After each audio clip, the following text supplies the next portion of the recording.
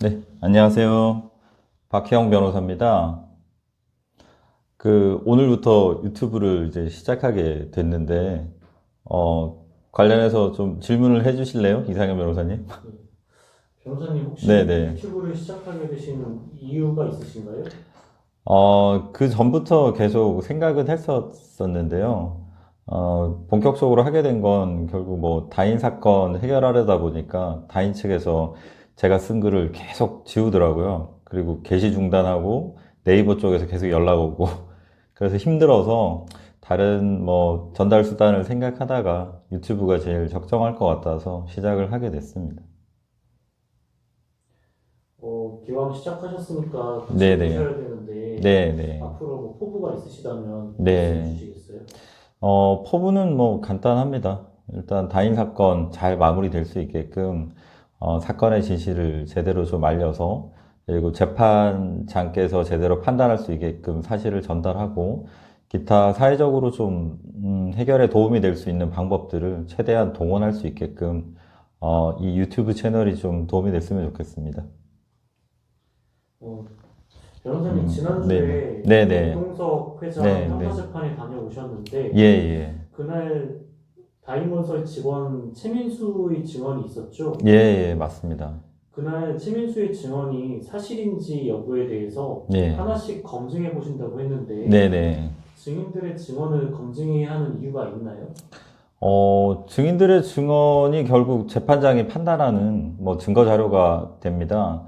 그런데 결국 최민수가 증언하는 그런 내용들이 결국 오동석 회장이 형사재판에서 주장하고 싶어 하는 내용들이고 그 주장이 잘못 재판장에게 전달이 된다고 하면 결국 그것이 오동석 회장이 자칫 잘못하면 무죄가 난다든지 아니면 뭐 낮은 형을 받아서 집행유예가 나온다든지 피해자들이 가장 바라지 않는 그런 결과가 되기 때문에 지금 재판 단계에서 증언들을 하나하나 진실 여부에 대해서 검증해 보는 것이 중요하다고 생각합니다. 네, 오늘 유튜브 영상 네. 제작을 시작을 하셨는데 예.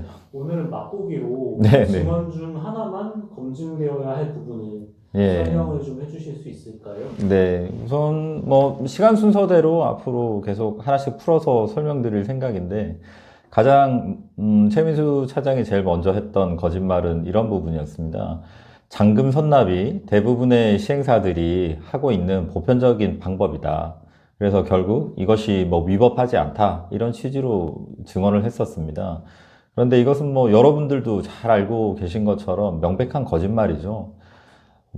음, 놀랄만한 일은 아닌 것 같고, 사실 뭐, 그때 방청석에서도 피해자들께서 되게 뭐 저렇게 명백하게 거짓말을 할 수 있나, 뭐 놀랄 정도였는데, 잔금 선납이 위법한 이유는 무엇보다도 이것이 건축물 분양법상 분양관리 신탁이 적용되는 현장이기 때문입니다. 여러분들 뭐 분양계약서에 보시면 아시겠지만, 결국 그 잔금이라든지 분양대금은 모두 그 신탁사 계좌로 입금하도록 되어 있지 않습니까?